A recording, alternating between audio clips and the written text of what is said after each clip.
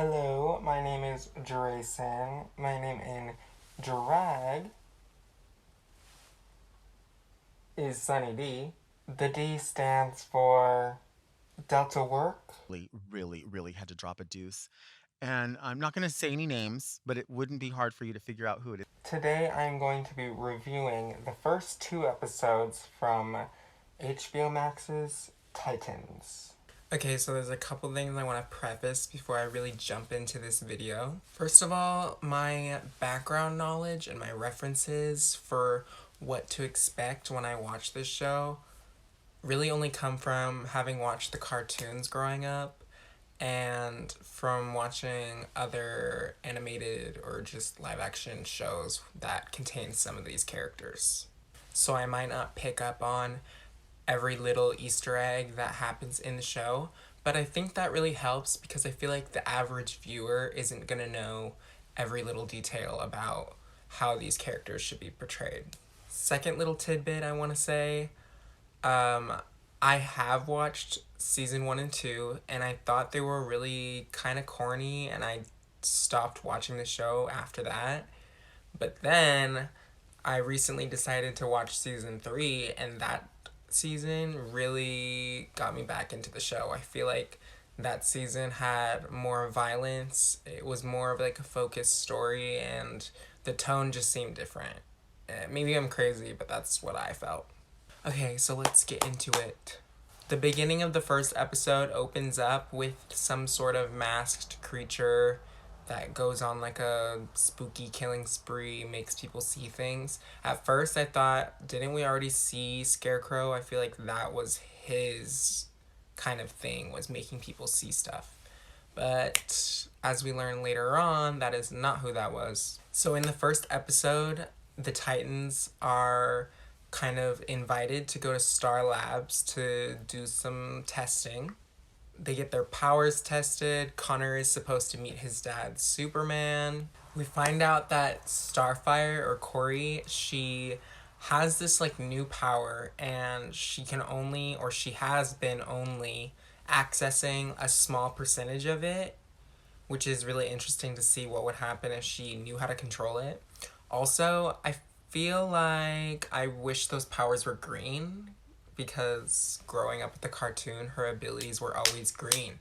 I want to see the green abilities, and I want to see her be able to fly. Ugh, that was a lot to say. And now we finally get to see Gar get his super suit, which love it, love the design. I wish we could have seen him transform into the animals that they say he does, but any sort of like him being able to transform into anything else other than a tiger is pretty great to hear about anyways. I do want to know exactly where he went when he did transform, and also why it is that he's having issues with his transforming abilities. We then get that moment where Tim Drake wants to like send the picture of him posing with the staff to the guy who made it, and everyone was like giving him flack for it, and I'm like, is Tim Drake queer? Like, why is he so obsessed with this man who made him the staff? No, I'm kidding. But still, interesting. Okay, so up next in the episode, we are introduced to Lex Luthor, and him and his partner are going to something called like Azarath's Temple, I think she said, or Azarath's Cave. I don't know. Instantly, my mind is like, Azarath, well, that absolutely has something to do with Raven, or Rachel's character. So excited to see what comes of that. And then, obviously, this is a spoiler review. There's gonna be spoilers, okay? They kill off Lex Luthor. I feel like that was so refreshing to see, like, a big bad main villain get killed off. Like, it was unexpected, but it was needed. So this season already, you can see they're coming up with more chemistry between Dick Grayson and Corey Anders. I'm kind of loving it. This is the relationship that I'm used to in my brain. This just makes sense for me. Anyways, while they are investigating the death of Lex Luthor, Raven has like this vision. It sends them to a house. So they get to this house, and the first thing that is playing when they enter the house is the song called Mr. Sandman by the Chordettes. Now, this instantly triggered me to think of the Netflix show. Is a DC property. It's called Sandman. It's a really great show. If you haven't seen it, I highly recommend it. But basically, the guy that has been killing it wearing that like bird mask, I believe that that's the Sandman. He's also known as the Eternal One or Infinite One, Dream. Super interesting character. Definitely go watch that show. Like I said, if you haven't seen it, it's worth the watch. The most confusing part about that to me was how was Raven able to defeat him or like kill whoever that person was so easily? Like, what? I mean, I know he can die, and then his job in the Eternal gets like replaced or whatever, but still, I feel like she ended him very fast. So this second episode ends with like an introduction to a new character.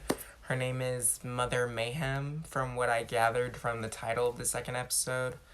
So she defeats like everyone on the Titans, except for Starfire. Starfire's new ability somehow can counteract whatever this dark magic is that Mother Mayhem has. But in the midst of this fight, Mother Mayhem seemingly steals Raven's abilities, which then turns her hair white. Now, I got really excited when I saw this because, if you know, Raven has a like white Raven form. She's already white. Okay, Rachel's already white, but the power of Raven, it's like a white Raven form. And this is her like most pure, most powerful version of herself. So I'm really hoping that this show goes in that direction. Anyways, that was my quick review. Not really quick, but sort of quick review of the first and second episode of The Titans show on HBO Max. I'm excited to continue to watch and review the episodes with everybody. And thanks for watching.